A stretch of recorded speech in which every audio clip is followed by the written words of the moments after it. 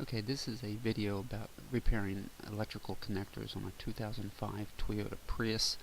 As you can see, we had water that came across our property from the 2016 Hurricane Matthew storm, and we got about 2 to 3 inches of water in the bottom of the car. So we cleaned the water out and totally cleaned the interior and vacuumed everything out. And you can see here on this picture that that's what it looked like after about 2 or 3 days after the storm of the water subsiding. It didn't fill the car, so we decided to keep it and just clean it up. Here is what it looked like after it was all cleaned up on the inside and outside. We thought we were done. Then after about a year, this started happening, and that's the airbag light that came on. So we decided, well, let's go ahead and replace the jute, clean the carpeting, take the interior out, replace the jute, and have to look at to see what the electrical problems is, what's causing the electrical problems. So here we go. Also, real quick, before you start any electrical work on a Prius, you want to disconnect the 12-volt battery in the trunk, and also disconnect the 200-volt hybrid battery that's behind the seats in the trunk. Okay, after we got the interior out and we looked at the electrical connections on the left and right side, we noticed the corrosion, and this is really our fault. The insurance company told us that we needed to get the carpeting out and get that jute replaced as soon as possible, and we let a year go by, or I let a year go by before taking action. I was hoping I wouldn't have to. I guess that's why. So here goes the video now. We have taken out the interior of the car. The seats are covered in plastic, so we need to take them out. But we're having some electrical issues, and what I have found is there is, I don't know if you can see this, but there is some corrosion occurring in some of these electrical connections. So I just got back from the auto parts store, and I bought a few products that should fix it. It's not only on this side, but it's also on the connections over there on the passenger side. We're having some of the same issues. So we're going to try to take care of all of these and show you what we're going to be using. Okay, the terminal connections that have a that's showing battery acid in the connections. I'm going to use some of this battery cleaner. After the battery cleaner is sprayed on those connections, you let it sit, and it's a yellow foam, and then it turns pink. After that, you flush it with water and you let it dry. The next thing I'm going to be using is some of this electronic cleaner on those same connections, and on the connections that do not show any battery acid. Again, the reason why is the car did have a couple inches of water in it. And the final thing, when I make those redo those connections, I'm going to be using some dielectric grease to seal those connections back up so there won't be a leak. Okay, let's get started. Okay, here we are back at the connections, and I'm going to try to do this with one hand as I'm holding the camera. I'm going to spray the insides.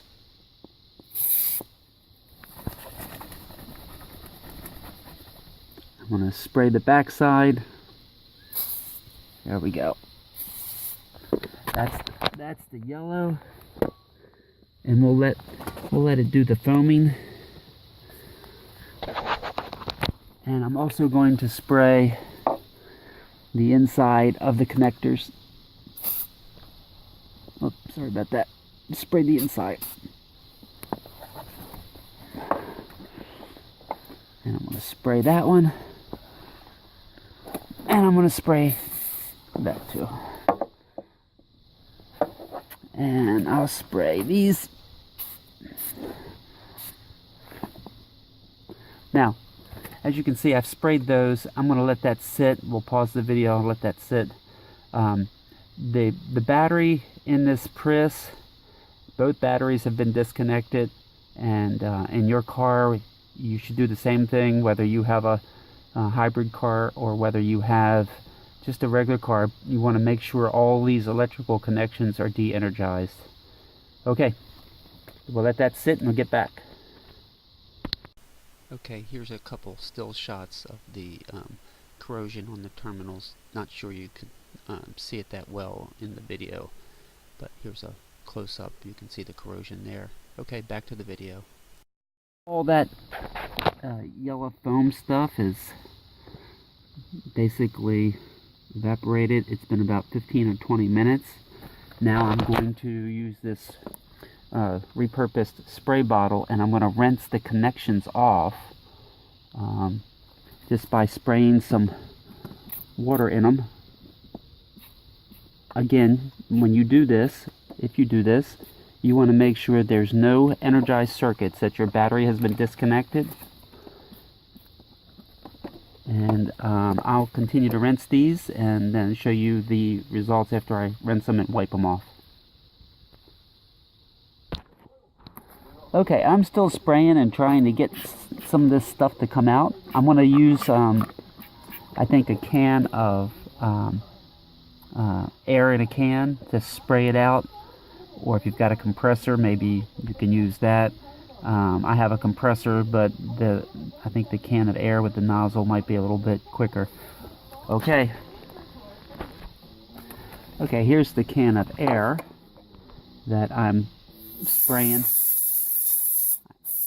It seems like it works pretty good with getting that water out of the connectors. I'll keep doing this. I'm going to need 2 hands, and then I'm going to, on this connector right here, I'm going to put the terminal cleaner on it and plug it back in to get it out of my way. And I'm going to do that with the rest of them, do one at a time, clean them out and plug them back in.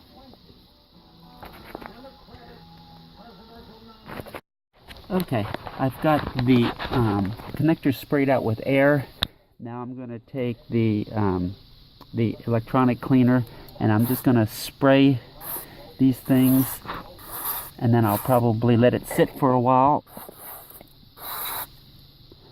Spray this stuff.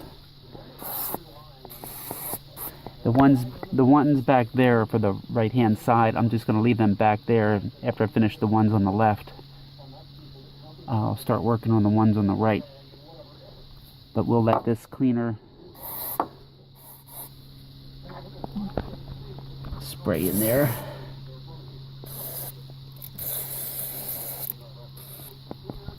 And inside the mails, where the mail tabs are. And we'll let that sit for a while and I'll get back to it. Okay, I've sprayed the contact cleaner on all those connections, all except for the ones hanging right there. I haven't gotten to those yet. I want to get all these out of the way.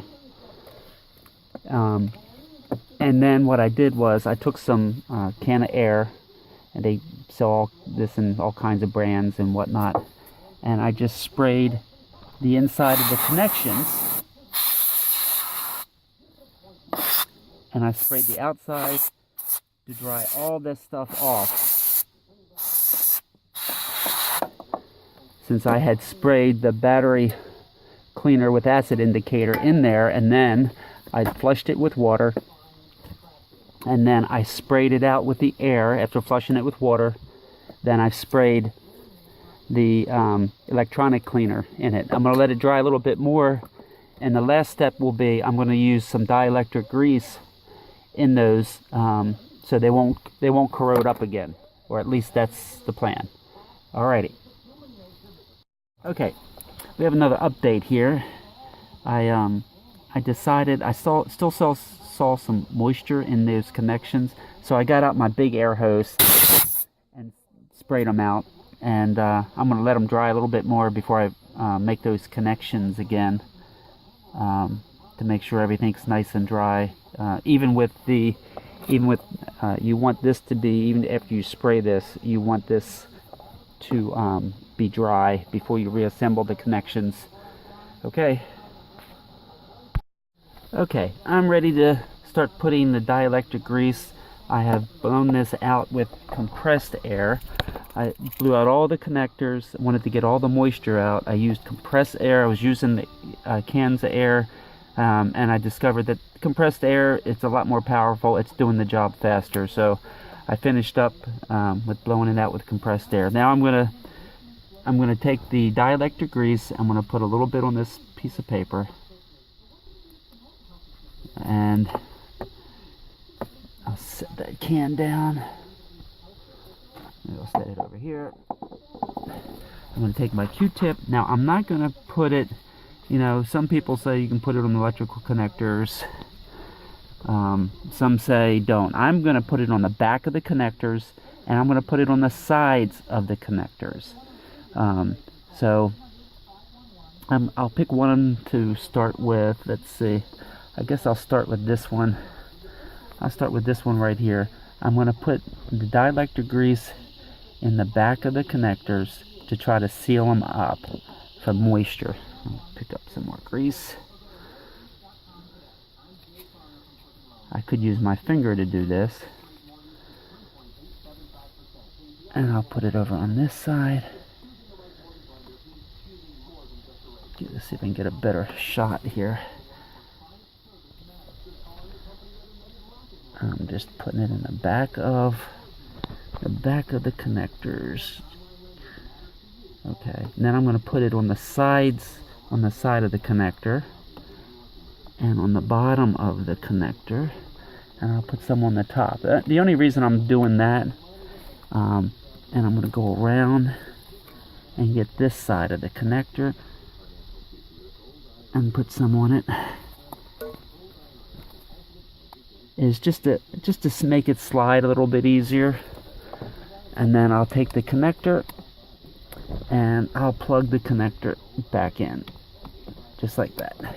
That one's done and out of the way.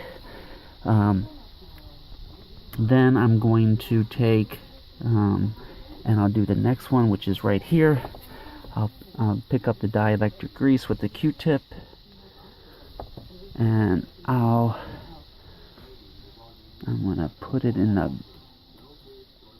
back behind the wires, because this is where the corrosion, and again, I did have a couple inches of water that had gotten into the car, and just to seal up those connectors. And I'll take some more and make sure they're all nice and sealed. Then I'm going to put some on the side, a little bit on the top. You don't need much. This is just to make them slide in and kind of seal them up a little bit. I doubt if I'll ever have that much water in the car again, but let's see.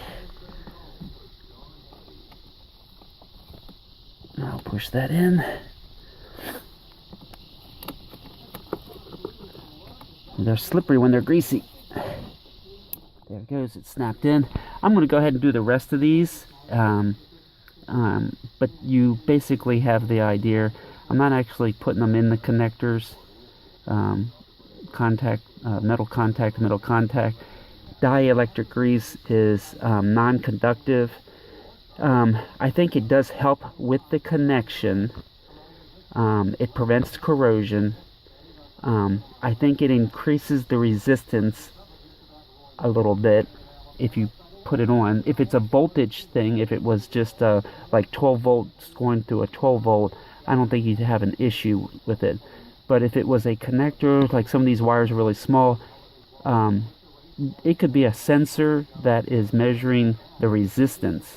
And by using dielectric grease on the metal connector, you could increase the ohms, the resistance, just a little bit, and that may affect whatever the sensor may be sensing. So I'm not going to put it on the connectors. I'm just putting it on the side and in the back to seal them up. Okay, let me get to it.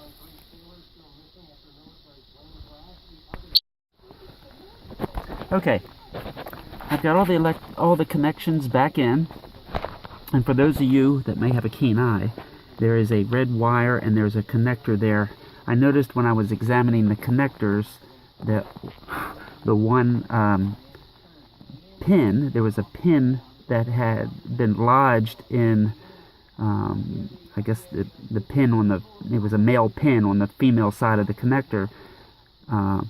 It had basically, the pin had been broken off due to the corrosion.